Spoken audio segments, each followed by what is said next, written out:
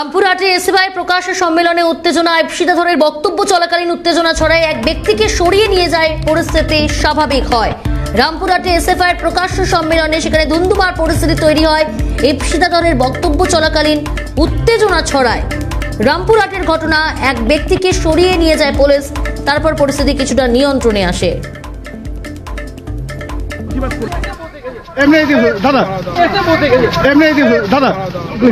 ওকে কি করলেন আপনারা নিয়ে যাচ্ছেন?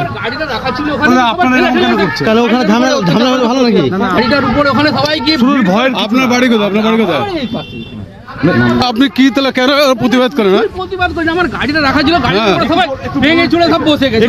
বলুন না কি প্রতিবাদ করেন? দাদা ওকে কি করলেন আপনারা? রামপুরহাটে এসএফআই প্রকাশ্য সম্মেলনে উত্তেজনা। ইপ্সিতাধরের বক্তব্য চলাকালীন ধুন্ধুমার পরিস্থিতি, বিশৃঙ্খলা পরিস্থিতি তৈরি হয়। এক ব্যক্তিকে সরিয়ে নিয়ে যাওয়া হয়, তারপর পরিস্থিতি নিয়ন্ত্রণে আসে। মঞ্চে ইপ্সিতাধর বক্তব্য রাখছিলেন, তখনই এই বিশৃঙ্খলা পরিস্থিতি তৈরি হয়। রামপুরহাটে এসএফআই প্রকাশ্য সম্মেলনে উত্তেজনা।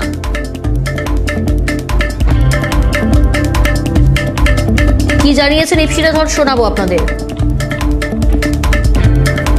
ইংরেজিতে কথা আছে মায়োপিয়া, যার মানে আপনি সমস্তটা কিছু দেখতে পারেন না, অল্প একটু দেখতে পারেন। আমার মনে হয় তেমন একটা কোনো রোগ ওনারও হয়েছে। আমি অনেকগুলো কথা বলেছি, আমি কৃষকের কথা বলেছি, আমি শ্রমিকের কথা বলেছি, আমি মহিলা কুস্তিগিরের কথা বলেছি। এই সমস্ত কিছু ছাড়া উনি খালি রাম মন্দিরটাই শুনতে পেরেছেন। ফলে যারা আসলে গন্ডগোল করতে চান, যারা সমস্যা করতে চান, তারা এমন অনেক কিছু খুঁজে বার করবেন। আমরা যারা এখানে দাঁড়িয়ে আছি, আমরা যারা এখানে দায়িত্বশীল, আমরা রাজনীতিবিদ, আমরা জানি আমরা এমন কোনো কথা বলিনি যে কথাটা ইললজিক্যাল, যে কথাটা কোনোভাবে মিথ্যা। ফলে আমরা যা বলেছি, আমরা উই আর স্ট্যান্ডিং বাই ইট। আমরা কোথাও কোনো ভুল করিনি। যে মানুষের গায়ে লাগছে তারা আসলে নরেন্দ্র মোদীর বিরুদ্ধে কিছু শুনতে পাচ্ছেন না। এই যে আমরা সত্যি কথাগুলো বলছি, সত্যিটা ওনাদের গায়ে লাগছে, এমন আরো বেশি বেশি করে ওনাদের গায়ে লাগুক, এটাই আমরা চাই।